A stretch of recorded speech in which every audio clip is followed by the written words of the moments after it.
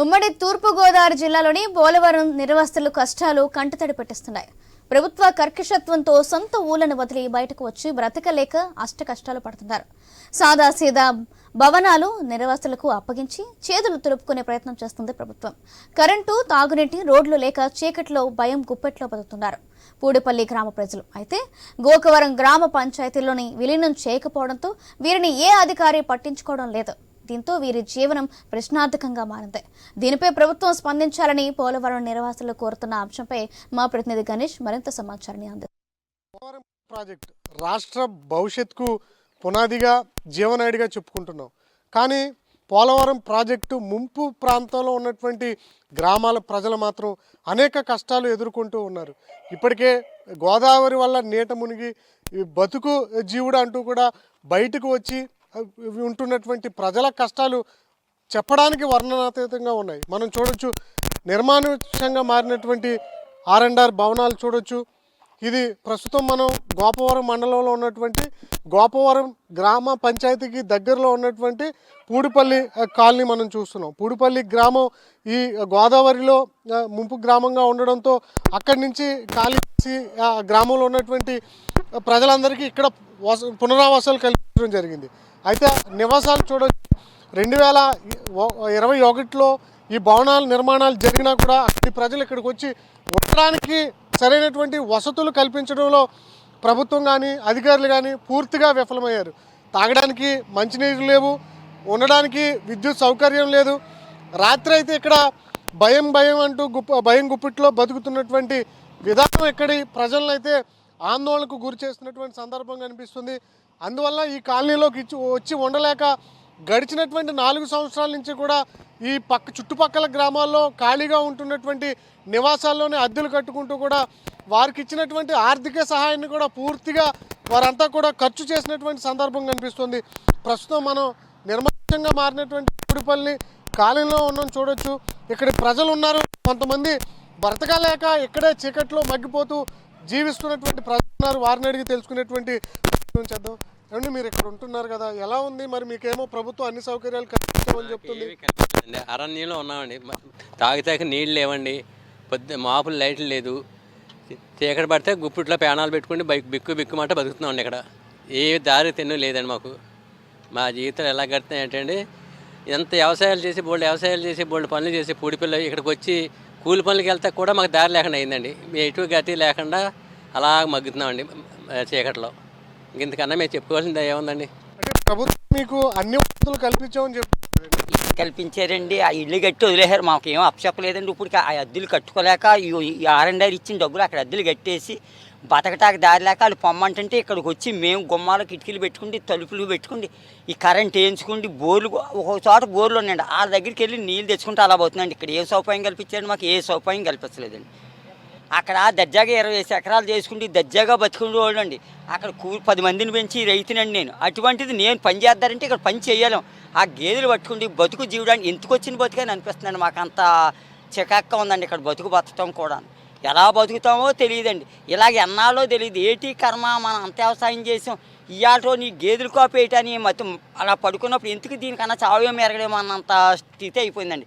మాకు ఎందుకు ఎకరానికి ఎంత ఇచ్చారండి? 1,30,000 ఇచ్చారు. ఇక్కడ సెంటు భూమి రాదు కదండి. ఏ క్లాస్ అని పొలాలండి, రేవడ పొలాలు, 2 పంటలు పండి పొలాలు.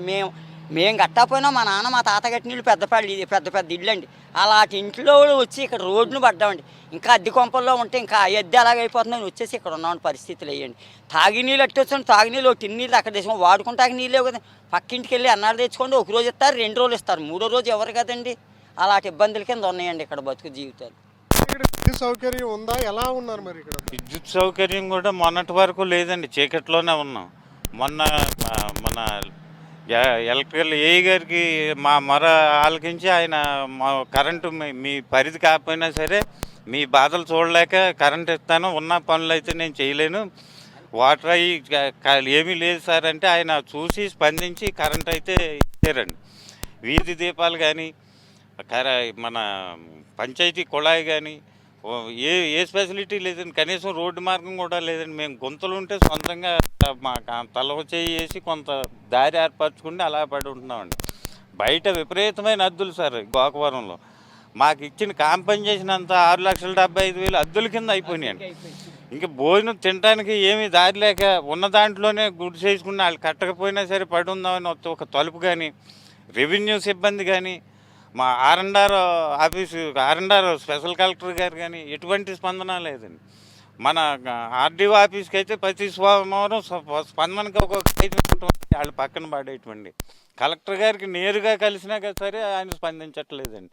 చూస్తాం చేస్తాం అంటున్నారు తప్పించి మా పరిస్థితి ఆగమ్య గోచరంగా ఉంది సార్. మీరు ప్రభుత్వం దృష్టికి తీసుకెళ్ళి మా ఆలకించి మమ్మల్ని బ్రతికిలా చేయమని మీ ఐన్యూస్ ద్వారా మీ ప్రభుత్వాన్ని వేడుకుంటున్నాం సార్. ఇక్కడ అంతా కూడా వృద్ధులే కనిపిస్తున్నారు కదండి, మరి ఎట్లా ఉంది? వీరంతా కూడా ఏజ్డ్ పర్సన్స్ అయితే ఇంకా బాధలు ఇంకా భగవంతుడికే ఎరుకండి. కనీసం ఇక్కడ కొత్త నెల మూల చెట్లు కూడా లేవండి. ఈ ఎండ చలి పడి నానా తిప్పలు పడిపోతున్నారండి.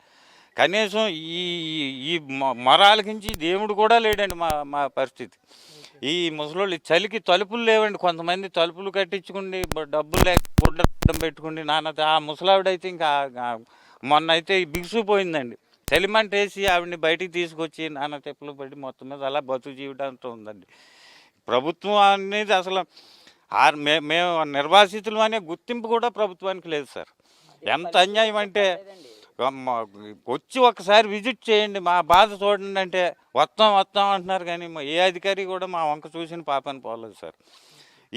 ఈ రోజున మంచినీళ్ళకి మన గోకవరం పంచాయతీ ఆఫీస్ దగ్గరికి వెళ్ళి తెచ్చుకోండి, పొలాల నీరు తెచ్చుకుంటే కాలం గడుపుతున్నాం వాడుకోవడానికి.